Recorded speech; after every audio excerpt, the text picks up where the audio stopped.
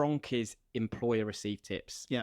Tips that are received by the business, then it could be in credit card charges, service charge, and it can even be cash taken tips that the employer touches. And then they have the responsibility of distributing that, typically through a TRONC master. Yes.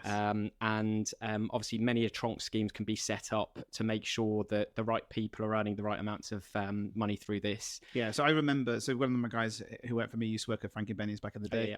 So, in the kitchen, not in his other half worked in the front of house. Okay. So she'd obviously make more tips. And we were talking ages ago about obviously the split, so chefs work at X, front of house work at X, and obviously there's cash tips as well. So I guess that allows you to separate with who has what and what goes where. Yeah, and I think it's a bit of a contentious subject, but from my side of things, I'm not a fan of service charge. And I'm saying this, and yet it generates TipJar a lot of revenue.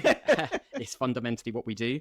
But I think why I'm not a fan of service charge is because operationally, I think it's led to complacency. I think team members in traditional TRONC methods are just picking up that paycheck at the end of the month. They don't see the fruits of their labor. They don't see, by looking after this table, that I'm going to earn X amount. When I was an operator, we looked after that table. We knew we would be earning 5, 10, 20 pounds, whatever it might be, in a tip, and you pocket and you go home. Fantastic. Or you share it with the team. So I think the best operations really have a look at the best TRONC methods, and we help operators with that. We give them the guidance. We work with thousands of operators in terms of, I guess you see what works as well and what doesn't exactly work. that, and what can lead to the right kind of results that an operation is looking for.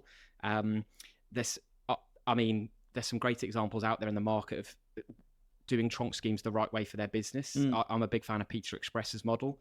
They don't do service charge unless it's for tables of 8 or more. Yeah. Credit card tips or tips that pay via the app, 70% of the tip goes direct to that server. Okay. 30% goes into a pool to be shared out between the rest of the team. Yeah. And therefore, that means that server sees that customer as super important. Yeah. Because that is paying for whatever it is they're going to spend their money on that month. Yeah, I like that. And so therefore, the service levels are intensified when you're in that kind of environment. And that's exactly what you see in New York when I've just come back from there.